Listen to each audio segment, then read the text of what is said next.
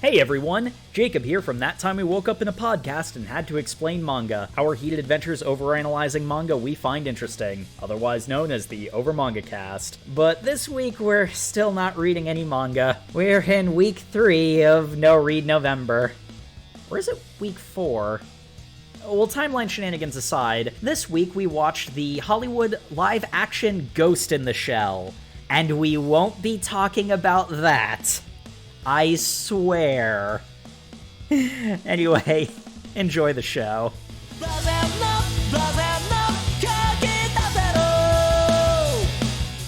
Hello everyone, and welcome back to the Over Manga Cast. My name is Sam, and as always, here at the top of the show, we start off with our familiarity with the franchise we watched this week. It's No Read November.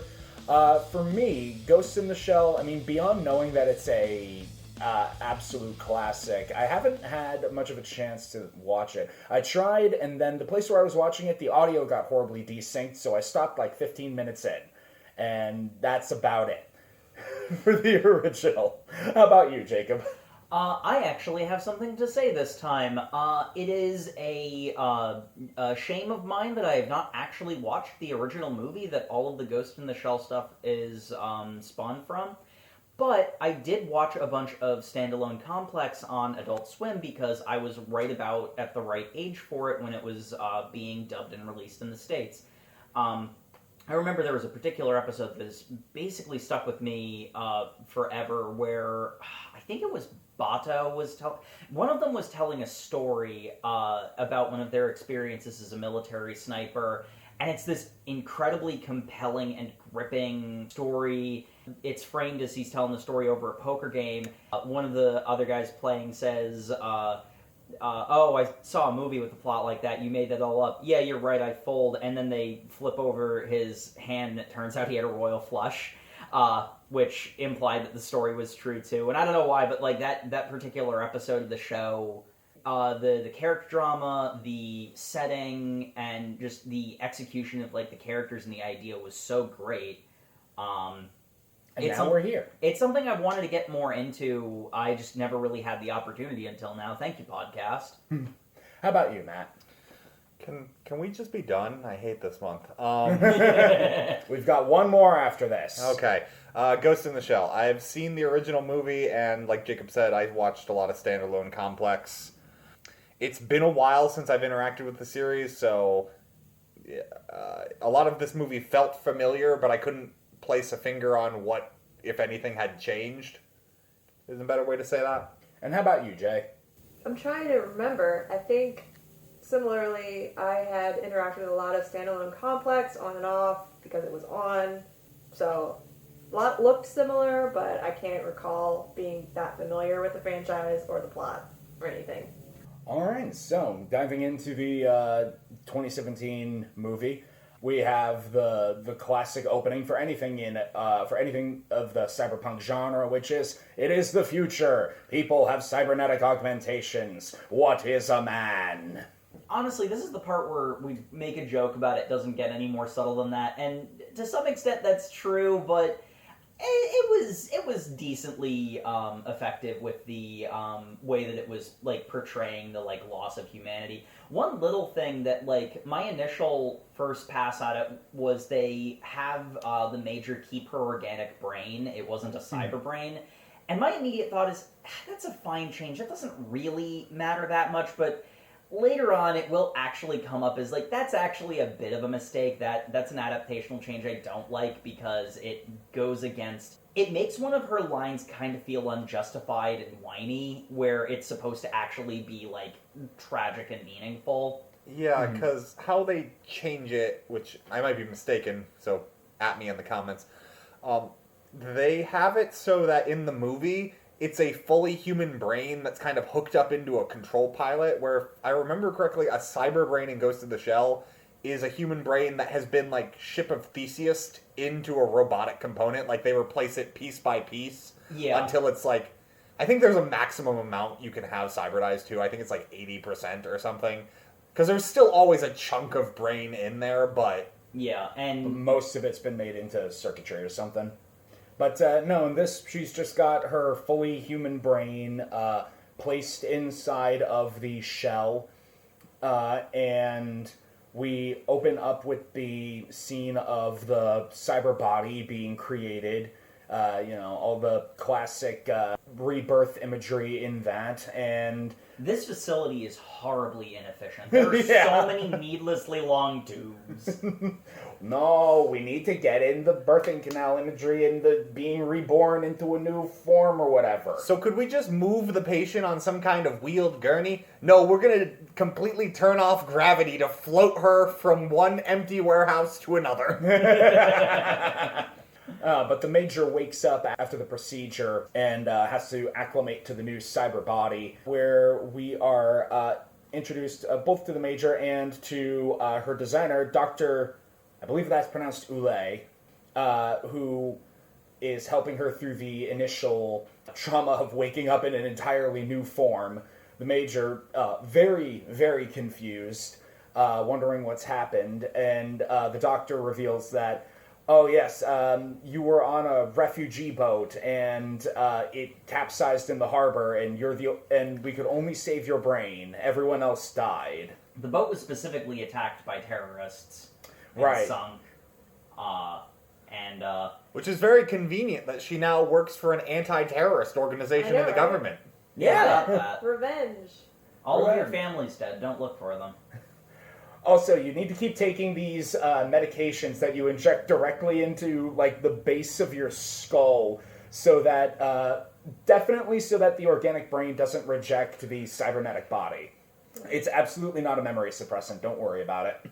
I understand your skepticism, but I mean, I feel based on, like, organ transplants, that's pretty standard. Well, that's kind of the nice thing about it, where there is that sort of, like, this is all technically plausible. Like, it's only genre savviness that's going to be the reason you catch these sorts of things. The world that we get immersed in immediately afterward, it is perfectly reasonable that this is her origin story. Because we immediately dive into them on a mission where she does her thing the Major always has to do, where she takes off all her clothes and jumps off a building, because... And turns invisible. despite the fact her boss says, do not jump off the building. Don't go in. You're not authorized to go in. Why are you... Okay, she's going in. And now I'm invisible. I must jump. It's really I cool. must jump. We gotta do a cool action scene. I will say We have to have the imagery of her diving into the city and being absorbed by it. Yeah, there's that. I will say there is something that I really liked, and I honestly respect the movie for this because it doesn't beat you over the head with this. It never even says it out loud, despite how clear it is. There is a very strong idea that the Major sees herself as nothing but a robot and therefore expendable. It's okay if she gets permanently damaged because they can just make another. Like, she has that perception of herself. This is actually a bit where the fact that she still has her organic brain kind of causes a bit of a narrative problem, because when she starts whinging about that, like, your brain is still fully human and organic, so it's not like you are, like, completely replaceable because that brain is your original organic brain, but they do a good job of weaving that into the story and expressing that as a major part of her character arc, where she learns to have a sense of self-preservation, almost. She's going after some terrorists that are attacking a meeting between a representative of Henka Robotics and, I don't know, some diplomats. He's the The leader. president of Africa. Yes. To be fair, I believe it's the president of the African Okay. delegation or something.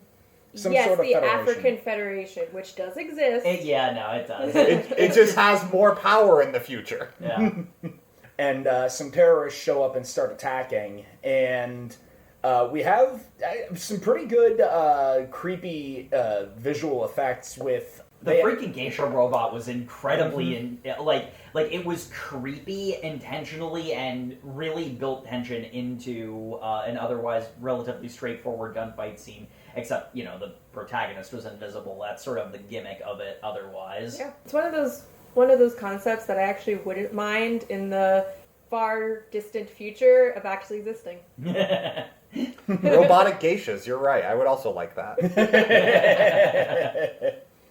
So the Robo Geisha, after doing some grudge moves up a wall, hacks into a man's brain and kills him. But then the Major takes out the robot Well, no, it does a weird thing where it, like, uses a child's voice to go, like, please, no, don't shoot, I'm scared. And the Major hesitates for a second and then just goes, unauthorized use of Hanako... Oh, no, it's Kuzu, He does his, like, spiel of, like, interacting with Hanako Robotics is tantamount to siding with the enemy or something. Yeah, It's like, if you cooperate with Hanako Robotics, you will be destroyed. Yeah. I believe is the phrase. And then Major shoots it 4 times in the head before it can pull a gun on her. And it's just like, oh, okay, cool. There's a lot of police in the dystopic cyber future moments of, yes, that person was pulling a gun, but you kind of shot from the hip there, buddy. That happens multiple times, that's the setting. Like, it's doing that on purpose, but can't not point it out. Indeed. So now that the Major's gone and cleaned up the scene, that's when the rest of the backup arrives. Real funny scene where she turns invisible in front of the backup who has arrived and then bumps past them to leave the door, and they look around like, what the hell was that? As if the person they saw disappear just teleported, and that's what they were expecting to happen. Who knows? Maybe Section 9 can teleport. We don't know. Maybe. Or maybe they were expecting her not to just go invisible To just at that. walk It's like, straight through like them. walk through us. We already know you're. They're like, holy shit, was that Scarlett Johansson? So after this incident, the Major goes in for some repairs. Has suffered a minor wound on her arm. And we have more interactions with the good doctor. I actually like the doctor. She's very, very insistent that, no, you have your human brain, you have a fully cybernetic body, but you have your human brain that you still have your soul that still makes you a human. And you need to not consider yourself to be just an object. You are a person. And Major's like, no. No, I have to be angsty. I'm done. I'm having glitches. Oh, what do you mean by glitches? Well, I mean audio-visual hallucinations. Oh, that doesn't sound good for someone who's armed to deal with problems. Yeah, we're gonna have to look into that. Just keep taking your meds. Ignore them. Another good bit is I like the again, this is one where it's like it's painfully obvious. If you manage to miss this, you're not paying attention. But the sort of like motherly vibes of the doctor without ever out loud saying you're like a mother to me or I see you as a daughter or anything like ham-fisted like that.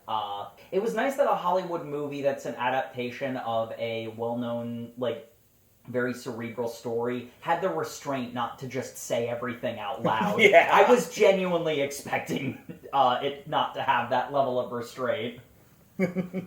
So they go into their briefing about what happened, and I think it's here where the Major has her first interaction with Cutter. I think he's like the CEO of Hanka Robotics, or he's some big shot in He's that some company. corpo that really shouldn't be dealing with a police agency the way he's dealing, but he does because it's a cyberpunk setting. It's a cyberpunk setting where the corporations are in bed with the authorities. Yeah, and but also, the Major, she's something that we at Hanka created. She's one of our assets. You can't have her risking herself so recklessly. And he's like chewing out the head of Section 9, and he's just like, dude, I told her not to go in. But it's the long-suffering head of Section 9 who's just kind of there like, my dude, I'm doing my job. I don't know what you want from me. Poor Chief Aramaki. He's just getting yelled at from all sides constantly. He's just like, I'm an old man. Like, please. I'm gonna have a cool action scene later where they cut around my face constantly. Just let me have that. We can't have it be too obvious we had a stunt double, okay? Or when they don't have a stunt double, they definitely cut around the fact that it's an old man getting out of a car. Very quickly, yeah. But that's a little bit later. As for right now, they're going to continue the investigation into what happened.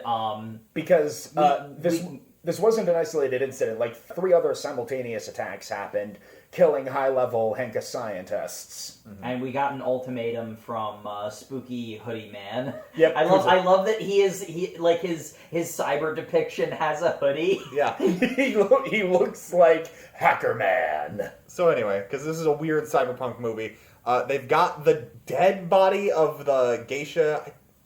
Did we ever get established, is the geisha just purely a robot? Or Yeah. Yes. Okay. Yeah. So she's going to cyber dive into the geisha's brain, but it's been deactivated, so it's died the way a robot can die. Yeah, it's they're trying. It's non-functioning anymore, and she's basically going through the CPU. Yeah. They're trying to figure out how it was corrupted, and it's going to take like days to do that safely. And the Major's like, "We don't have days. I'm deep diving in." I love this, like, hey, we need to shove this exposition in here. No, you can't deep dive. When you deep dive, you can't be encrypted. That means you're vulnerable to attacks. Like, oh, it sounds like you would never want to do this then. We also have to show the one scientist who's doing the autopsy smoking, because I'm guessing that's something from the anime movie. They focus a lot on this woman smoking for it to never pay off in any way, so it's just interesting this day and age you spend so much time on a character like lighting up a cigarette. Yeah, and then putting it immediately out in a putting it glass out. of whiskey. Well, I guess the only reason you notice it is because it's nowadays. That used to be normal. Yep, back in the 6 years ago of 2017 as I date the episode. We are now in the cyberpunk future. You're welcome. I don't even have cyber hands. God damn it. But as the Major deep dives into the robot, we get cool cyber deep dive visualization. Dropping into the network, whatever. And as she's going through the data, she finds Spooky Hoodie Man, who is still in there, I think. I'm not entirely sure how. Kuze's in there. They have a throwaway line that he might have left traps in there, so I think he left a copy of his... He left it, because all he says yeah. is he repeats the ultimatum, and then she goes flying through the cyber world and gets grabbed by a bunch of grabby hands. So I think that's him, just that he left a trap, it's him activating a phrase, and then she gets attacked by millions of copies of him and is being drowned, and then Scarlett Johansson does some amazing acting on the table where she's just constantly, like, rigid posing. Yep.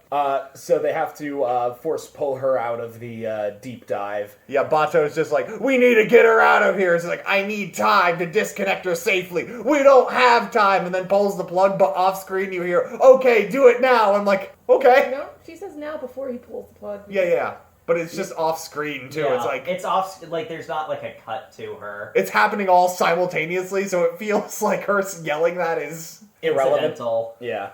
But after that is done, in all of that chaos, she did manage to get a ping on a Kuze's location, a nightclub run by the Yakuza. So her and Bato immediately head out to go and deal with that. But first, we have to feed the dogs on the way. I love the dogs. Because we have to establish Bato's humanity. Bato has 5 stray dogs he takes care of. One of them is a very fat beagle, who is the only one who shows up later. We all assume he ate the other dogs to gain their power. You were late. You stopped feeding me, so I ate my brothers. It's a very chubby beagle. I want to give him the pets. I have consumed their power. Bato, I think you're feeding the beagle too much. How could you say no to that face? Very easily. You probably should have. That beagle was on the edge of being overweight. The beagle needs a here now. Okay. But anyway, they go to a Yakuza bar, and it's fun set dressing. It's essentially any time you go to a cyberpunk bar, though, it's way too much violence, way too much alcohol, way too much sexy ladies. Like, Yeah, Excuse me? you're right. Never that last thing. Never true. Never enough. Never An enough. accurate amount of sexy ladies. Holographic strippers, holographic fights. I swear, the holographic fight that was playing was just two dudes kneeing each other in the balls over Yeah. It's just like, is this entertainment? I legit thought that was supposed to be sexy men, but then it was clear it was a fight later on. But I thought it was like, oh, this is an equal opportunity Yakuza bar. Nope. They definitely don't want Scarlett Johansson here. Yeah, because she and Bato are going in separately to, like, I guess do a two-pronged attack, and they've got their, like, mind comms going Yeah, this for is telepathy. Yeah, this is a cool bit where, like, this is actually something from the Ghost in the Shell anime universe where they have, they can radio communicate just with their minds. It means that they can ADR all the dialogue and don't have to worry about any of the onset sounds that are going on. It's so easy for the editing. We're now going to talk only on our heads. That will be convenient. Look, it's both cool and convenient. So, you know what? Win-win.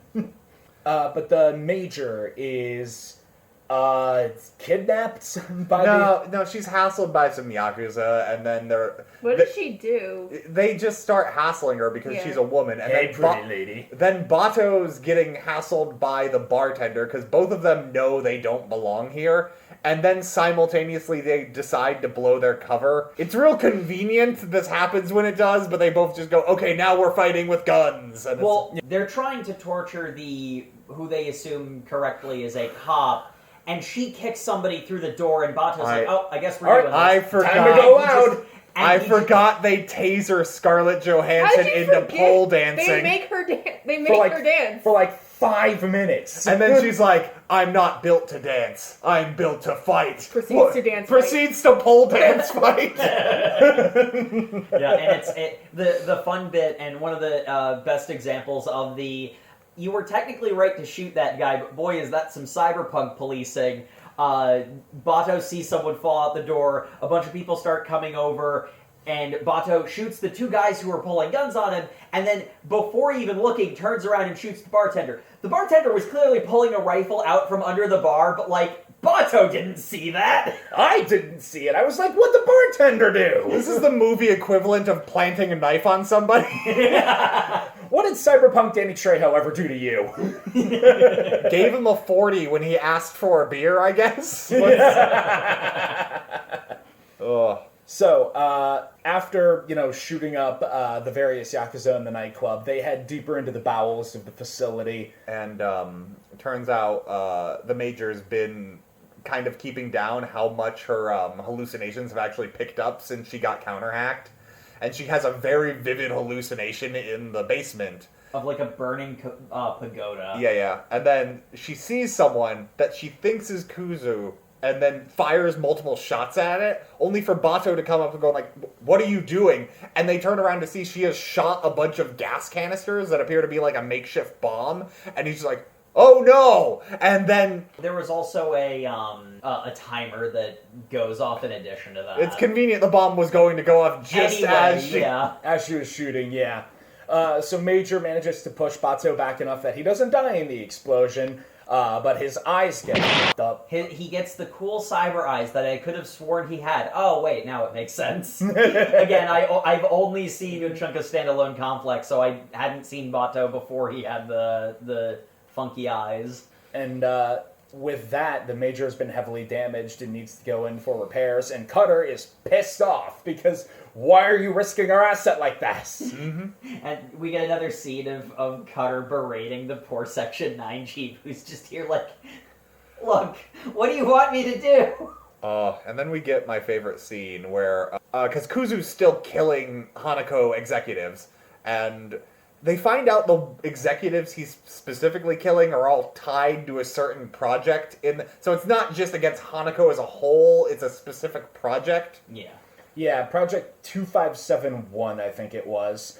Because he goes and kills The doctor. he The kills smoking one. the smoking doctor, rips yeah. her eyes off. Yeah. She's got cyber eyes. But luckily, she'd been researching this and palmed the memory card, but she palms the memory card in front of him. Kuzu. Yeah, and I'm surprised it's there when they're investigating the scene, and I'm like, Knowing what we know of the whole movie, maybe that's on purpose, because he seems to... wants her to find that information. But he doesn't know the Major is going to find that information. It's real lucky that no one else checked this dead woman's hand until the Major shows up to find the doctor was murdered. Well, she is the highest ranking field operative on this case, so I guess that the assumption is that she would be the one to I suppose. investigate the body. It's one of those ones where it's like, it's a guess. It's an educated guess that turns out to be right because the plot needed it to be, but that could go wrong very easily. My guess is that this was data pulled from the geisha, and it's like the list of people who were on Project 2571. So presumably Kuze would already have this hit list. He knows this information already. He doesn't care if that is left behind. Yeah. He's just going down the list, taking out the people who we find out wronged him. Yeah. But he's also not very stable. So we then have my favorite scene, though, when Kuzo is trying to kill one of the executives who's in a car. Dr. Ulay, yeah. Yeah. He hacks into 2 garbage men. Yes. Who then crash their garbage truck into the car. I'm like, oh, that's really smart. People who have, like, heavy machinery, you can just take over for a quick hit and run. They don't need to worry about escaping because they're hacked. It's not your body. But then the one guy comes out with his garbage man issued shotgun. Uzi. Yeah. They all have Uzis. They all have bullpup Uzis. Those are the only guns in the far future. And we find out later his garbage man issued stealth camouflage poncho. Look, I believe. No, it's got to be municipal issue because it kept glitching out and failing. Fair. Yeah, because Look, it's dangerous out there in cyberpunk, whatever city this was. I mean, not for nothing. Obviously, these were given by Kuzo to these people whilst they were hacked. And they just, were left to go on their day until they got activated. And another, to be fair, moment, it's a really freaking good action scene.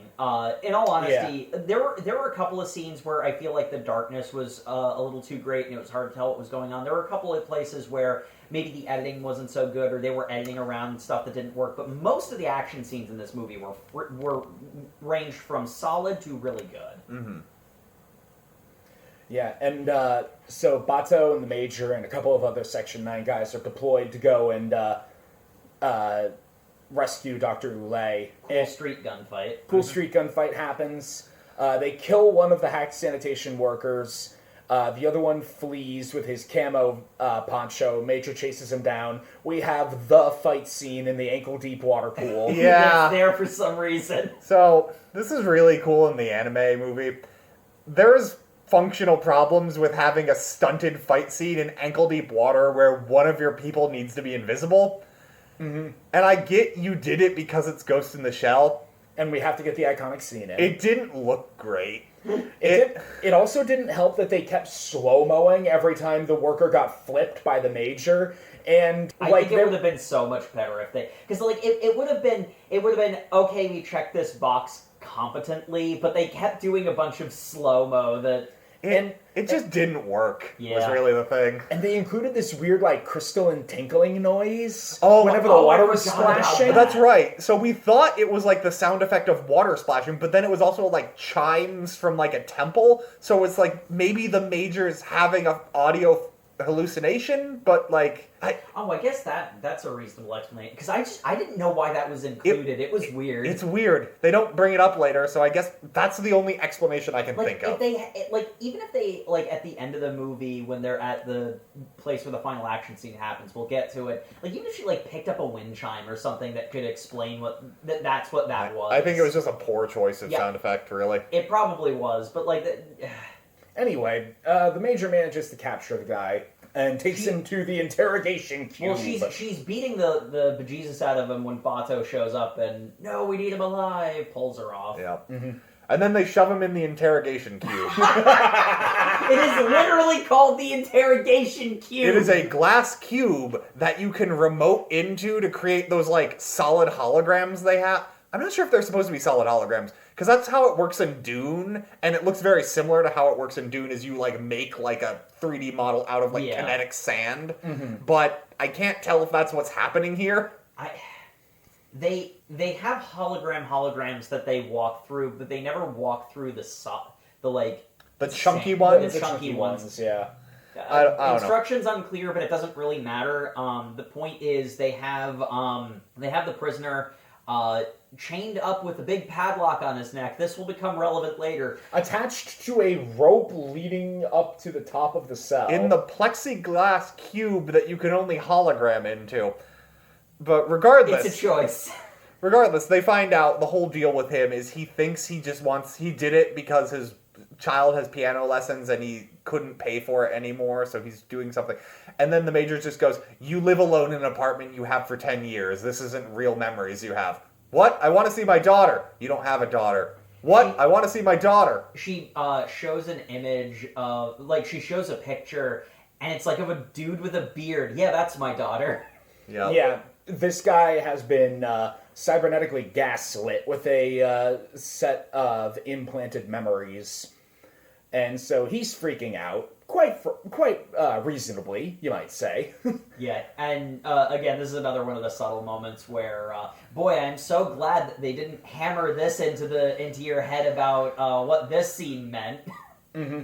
Or what it means for the Major. Yeah, they just let that play quietly, as you should. It's okay. The Major has a moment where she lets the audience know what she's thinking about it. Yeah, but That's a little later, though. Yeah. Kuze takes over the dude's body again and taunts them, even though there's not supposed to be any outside signal into here. What's going on? We have to trace the hack back to its original location. Major, talk to him. Keep him busy. But don't go into the interrogation cube. She walks She into- immediately goes into the interrogation cube. Because she has self-preservation issues. Okay. Yeah, no, the entire point of the interrogation cube, if you can hack into it, like... Is Yeah. pointless. Well, Kuze has a weird Yeah. pseudo network thingy that he's got. So Yeah, the point like is- the it's point- specifically aberrant that he's doing this. Yeah, the point of this narratively is that he has the capacity to do the impossible. It presents like the only reason you'd have this is if it's unhackable, but the villain can hack it. It's supposed to elevate the villain, and considering they justify this later with by explaining how he's actually doing it, I think it works well. But they back trace it back to the original source and send in the team to go. Before they send in the team, this is why I mentioned that they have a padlock around the guy's neck to keep him in the interrogation cube. Oh, right. After Kuze is done talking through him and the guy's having his existential crisis, he jumps, tucks his legs, and hangs himself. Breaks his own neck with the freaking, it's a giant padlock thing. Why would you have that? So typically, you keep the ability for prisoners to kill themselves away from them because you're keeping them alive. Yeah. Very, very poorly designed. But yeah, they backtrace the hack and they bring back to where the location is from. And what Kuzu has done is he's got a bunch of human beings locked together in like a mental track so that it's impossible to actually track him because he's going through so many other people's brains. Yeah, and he also has the processing power of all those brains, and that's how he was able to hack the interrogation cube. He basically has a bunch of supercomputers wired up to break through any kind of encryption or security he has to go up against. It's probably also how he got the list in the first place. Mm-hmm. And during the break into this house of horrors, the Major is captured by Kuze, and they have they have like a dialogue scene. The dialogue itself very exciting and full of intrigue. But because they're both supposed to be like emotionally stunted cyber people, the line delivery is kind of flat. And it's a lot of exposition too, so it's 5 minutes of very emotionless people talking to each other. And, I mean, like, And all with these big revelations delivered like this. You kill innocent people, they are not so innocent.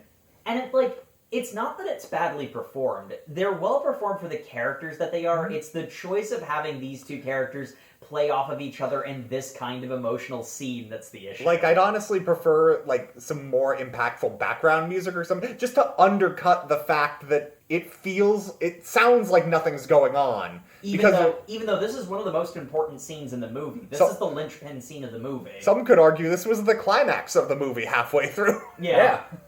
Because, I mean, from this point forward, not to say that the movie's quality drops, but it basically goes from being a cyberpunk thriller into just being an action movie. I think to its benefit, but it's what it's trying to do. And again, I hadn't seen the original Ghost in the Shell, so perhaps they were able to better continue this pacing. Mm-hmm. Yeah.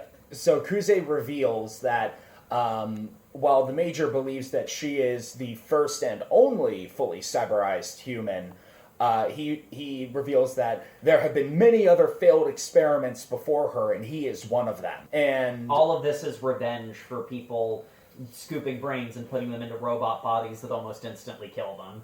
Yep. Also, the drugs they're making you take are blocking your actual memories.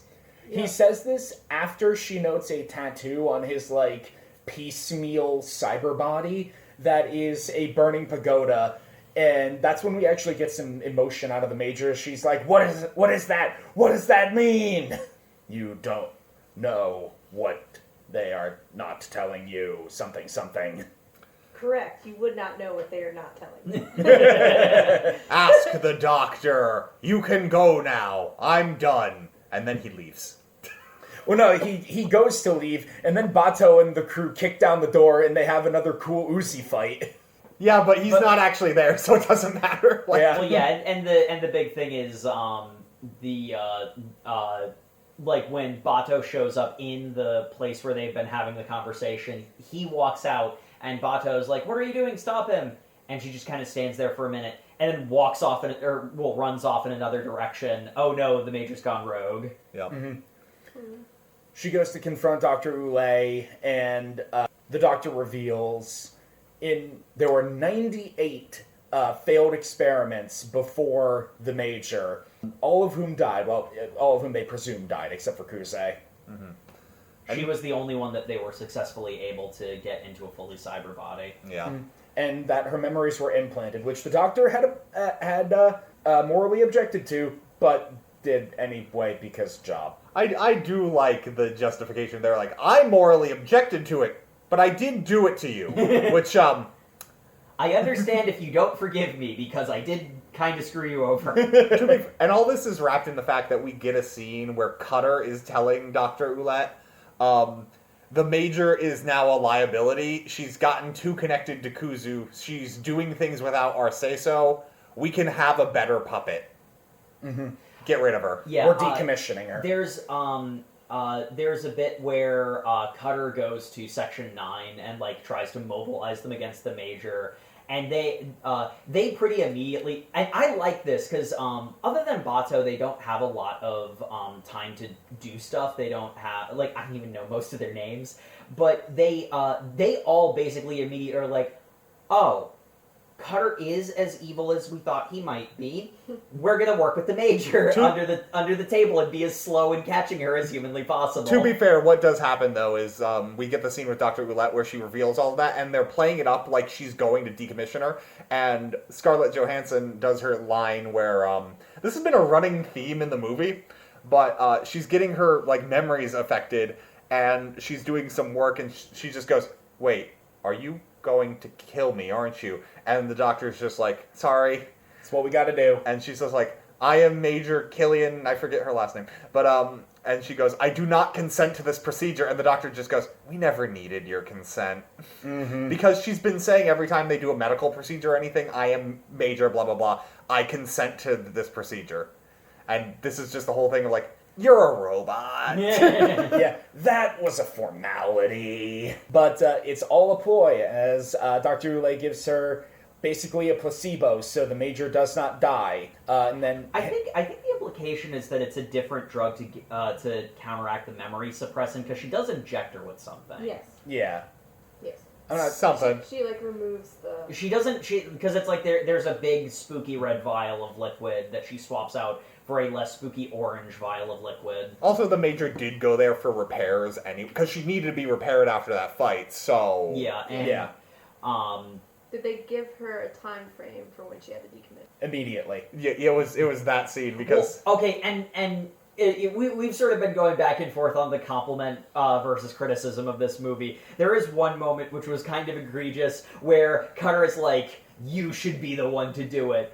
I object to doing this. I think she deserves to live because she's still a person. You should be the one to kill her." there is no reason when you're worried. Cutter's entire motivation is this person has expressed free will. They're a liability. They are not on board. We need to replace them. Mm-hmm. Hey, doctor, go ahead and do this. I express hesitation with this plan. I don't care. I'm trusting you fully to do this. Which results in the scene that we mentioned where she swaps out the kill juice for the something else juice.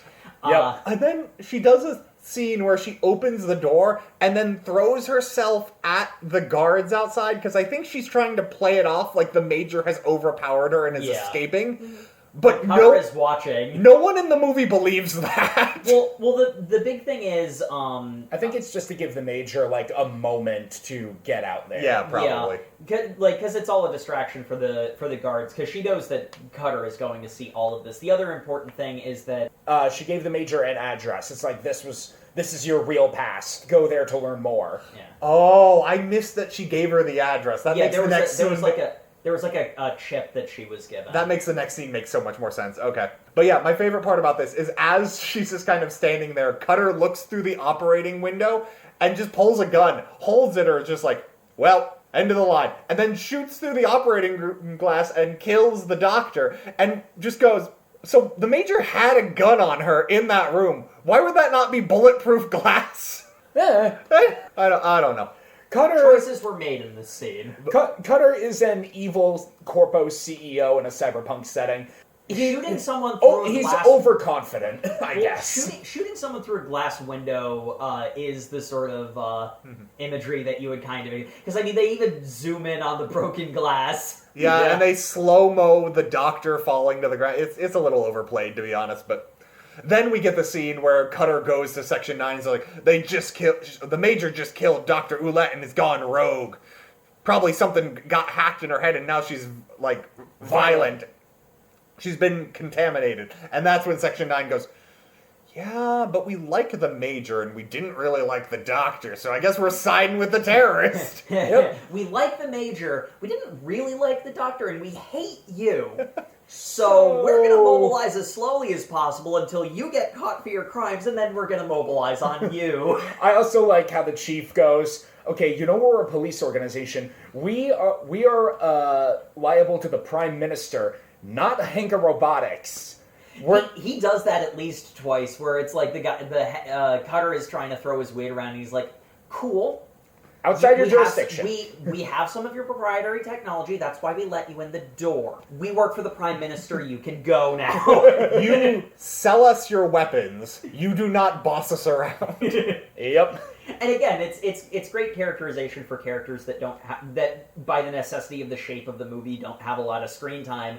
It makes the chief have a lot of personality, and it makes you really endeared to him. Yeah. Then we get the scene where the Major goes to the apartment, finds an old woman, and they kind of sit down and have tea for a surprisingly long time before the woman goes, wait a second. Your eyes seem vaguely familiar. Hold on, do you see that room covered in plastic tarps? That's where my dead daughter used to live. I've not moved on, so I just put tarps over everything.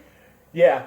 My daughter ran away from home and lived Joined in... an anarchist colony. She lived in the lawless zone and wrote manifestos about the dangers of technology.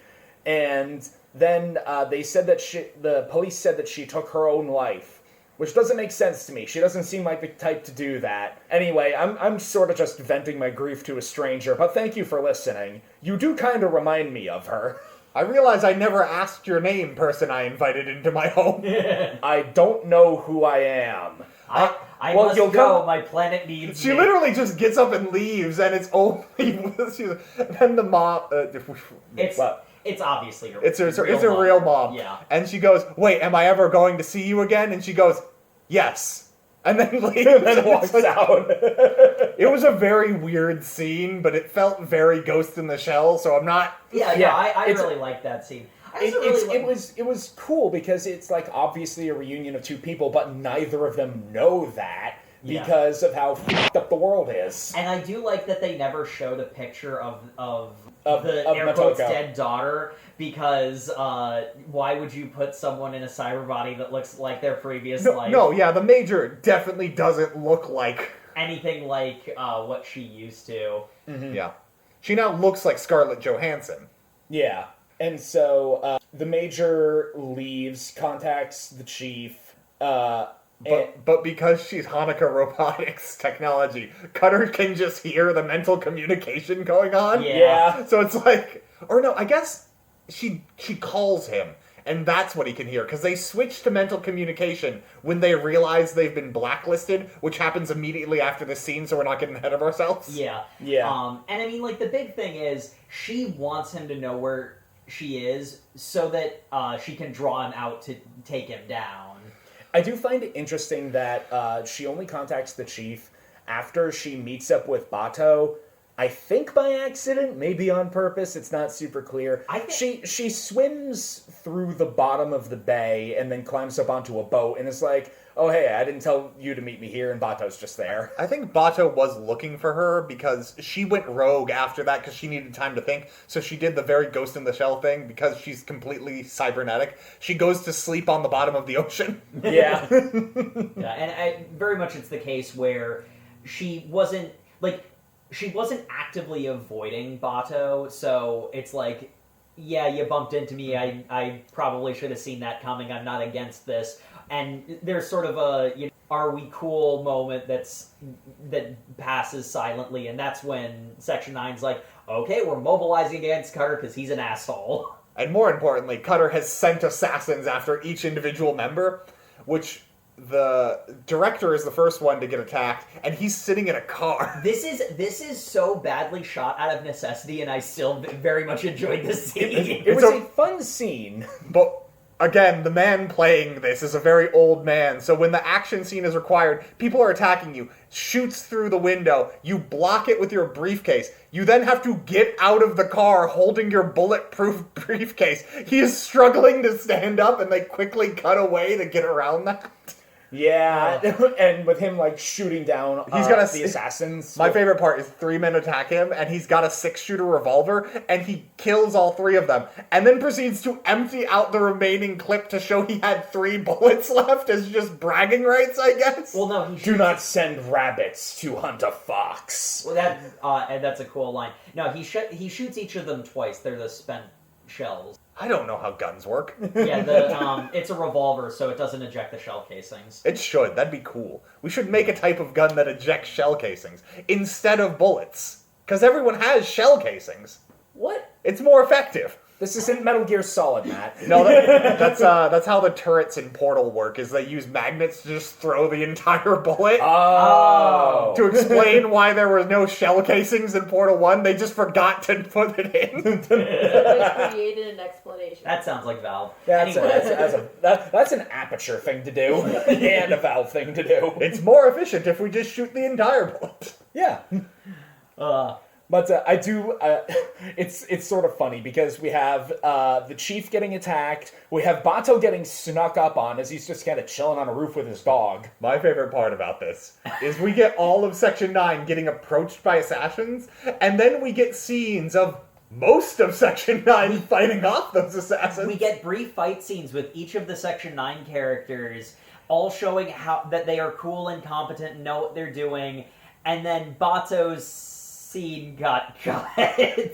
Yeah, because they're sneaking up on him. They then cut to another guy. I think his name is Togusa. That's what I'm seeing here in the synopsis. I don't remember his name getting said. No, his name was said because I remember it from Standalone Complex. He has this cool thing of like he's sitting in a restaurant and he sees guys in the mirror, so he like shoots behind him without looking and shoots 2 other guys, and it's really cool. And then we cut and it's Bato in a car, and it's like, so we don't get to see him take out the baddies coming for him, okay? Which is important because there was another character in that scene that we suspiciously never see again. The dog! So the fact that the Beagle never shows up again in the movie, I think because he was killed in that scene, and then they didn't show that scene. They didn't want to kill the Beagle canonically. Which I am okay with. That Beagle gets to go on and be chubby, as far as we know. That being said, we don't see the other dogs, only the Beagle, so the Beagle did eat the other dogs. that is confirmed, yes. That is canon. You stopped feeding me, father! You were embarrassed by your robot eyes! Now we can be freaks of nature together! Slowly weeding out dogs off camera. There's a running theme in this movie, I guess. Ghost in the Shell. A dog dies every 15 minutes. But we won't show it on camera. So, the Major goes to the Lawless Zone, where she meets up with Kuze, and he's like, Yes, this is where our anarchist cell was, and you are Matoko Kusanagi instead of whatever fake name they gave you, Killian something. And now that she's been off the memory suppressant meds, she's recalling the scene of the Henka Robotics thugs coming and kidnapping her and all of her friends. Oh yeah, I think we got established in the earlier scene where she visited her mom that her daughter went away to a far left anti-authoritarian compound. Oh yeah, because her the mom said when it's like she was told that she committed suicide, it's like, I don't think she would do that. She was having so much fun writing her manifestos. It's like almost a direct quote. Yeah. It's just like, Mom, you should have known that she was a terrorist. I think Mom knows and doesn't care. Yeah. But yeah, that then we get The big boss fight. we get the boss fight, cool boss fight against the tank, the one of the tanks from Ghost in the Shell. The big spider tank thingy. Cutter decides to take direct control because he has to do this himself. It's a cool action scene. Honestly, us describing it beat for beat is A waste of time. a waste of time. It's better to go watch the movie for yourself. It's definitely worth it. But Kuze dies in the battle. He gets critically damaged in the battle before the Major is able to destroy the tank, and he like they flop down next to each other, and he's like, "I'm gonna go upload my brain onto the internet now. Bye." And then his empty shell gets shot by a sniper. Yeah. I mean, this is supposed to be. It's like this is the cleanest ending you can get because it's one of those ones where it's like he wasn't evil per se, but he also did kill a bunch of people. So like he kind of has to face justice anyway. So they sort of skirt around that mess. I mean, to be fair, the first guy he murders was just the financial guy for the product, who had a 4-year-old daughter he was going home to. Yeah. So Yeah. he's not squeaky clean under the best of circumstances. Mm-hmm. And as a so with the sniper down, I forget how. Oh right, Bato shows up and kills the sniper. Yeah. Bato is allowed to do something now. Yeah, he shoots down the helicopter they're sniping from, Which was pretty rad. It was cool. Yeah. But then the final scene of the movie happens, and I think this is a little ham-fisted, to be honest. It is a little ham-fisted, but I liked it. This is the closest they come to saying stuff out loud that's better left unsaid, and they don't say it out loud. They just think it very loudly. Yeah, because the chief goes to arrest Cutter on the various charges brought against him, and he's holding the gun on Cutter after a brief quick draw match. And using the mind comms to the Major. I do like that he's like, Major, do you have anything to say to Cutter? Tell him it's justice. Bang, bang, bang! No, tell him it's justice. And he says that to Cutter, and it's like, now, Major, do I have your consent? Yes. And then the chief guns Cutter down. In his incredibly ostentatious office. Yeah, then Cutter spends 5 minutes falling into his koi pond. It's a really dramatic death. Yeah. And then the movie ends with the Major going to see her mother. Oh, they meet at the graveyard. Yeah, over her own grave. She goes to her own grave And where then they meet. And then just symbology. Then hugs her mother and goes, "You never need to come back here again. That grave just has dog ashes in it." Matt added that second part. No, that's where all the dogs went. Actually, it might actually be the ashes from her original organic body, because they had to get rid of that. Yeah, they would have had to have disposed of her. I guess maybe, yeah, they gave the ashes back after they scooped the brain meats out. Yeah. Cyberpunk! Okay, so, I don't know if we can do favorite character, favorite fight, but favorite character, at least? I really like Bato. He's cool. He's supposed to be like the heart of it, because he's a He's a cold, emotionless tool of the government's justice system. Except he's But actually he feeds not. the dogs. Except he's actually not. Like, he has some banter with the Major regularly. He feeds the dogs. He's got, like, a dry sense of humor, but a sense of humor.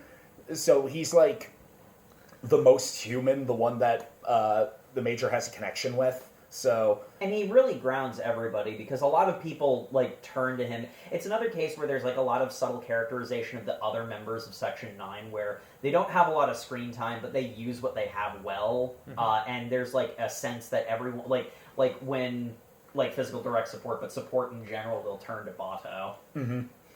so yeah, he's my favorite character. And if we had to say favorite fight, the Spider Tank was cool. Yeah. I'll be different. I really liked Rocky. He's with the like 6-shooter. That's really cool. He does a bunch of like weird nonsense with that. Cutting the funny fact of an old man getting out of a car is turns out harder to do. Yep.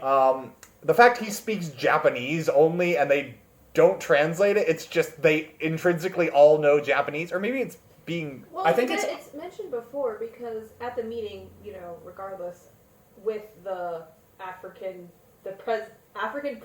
The president of Africa. The president of Africa. He casually mentions the fact that his 4-year-old daughter is now like fluent in French. Yeah. Oh, fair. Yeah. You're right. So in other words, as they become more cyberkinetic, like language is just You can just have information downloaded to Yeah. the Download a cyber language part of pack. your brain. Fair.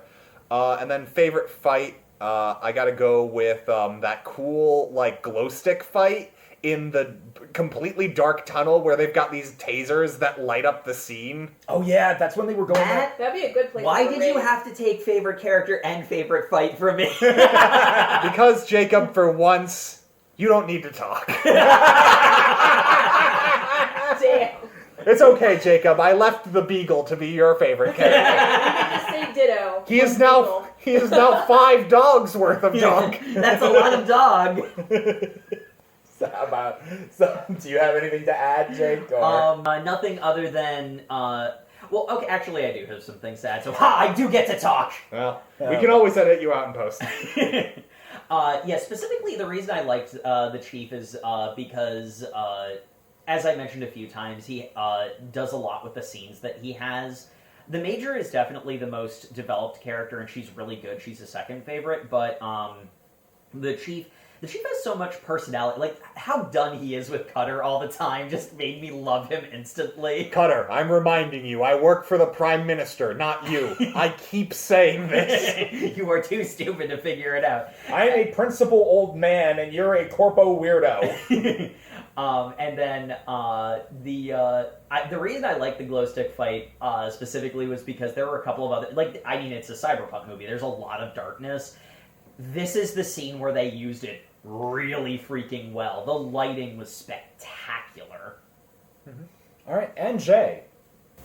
My favorite character, I would say they're pretty all equal. Major was the most prominent, but like I prefaced in the beginning, never really got too involved in this type of media. And so protagonist just has the most exposure. Yeah. Sounds good. Okay. All right. I do have one thing I want to say about this movie. Go for it. I know I differ on Jacob on this opinion. I came away at the end of this movie wondering why you would watch this and not the original. Oh, no, I agree. I liked this movie. I think it's a good movie. You should probably just watch the original, though, if you have to choose. It didn't feel like it did anything different, and it had some moments in it that I explicitly thought were worse. Yeah. So Honestly, that's fair. Like, I haven't seen the original, obviously, so I can't directly compare them, but I am dead certain that the original is more subtle than this. Because I complimented a few times for not saying things out loud. The rest of the time it does. But it's like, it did just become an action movie halfway through, and if the original doesn't do that, then it's already got this movie beat. this movie also has a weird problem where it kind of peaks in the middle and then kind of just drifts off near the end. Yeah. It just becomes action scenes in the last, third of it. Yeah. I mean, as a no-read November movie goes, great. This is probably beautiful. We've watched good movies we've enjoyed, then we've watched this, and then we've watched Full Metal Alchemist. gods. Don't remind me.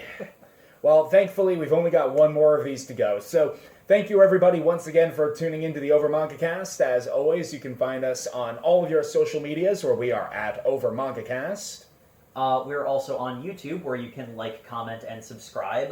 Tell us how bad our opinions are.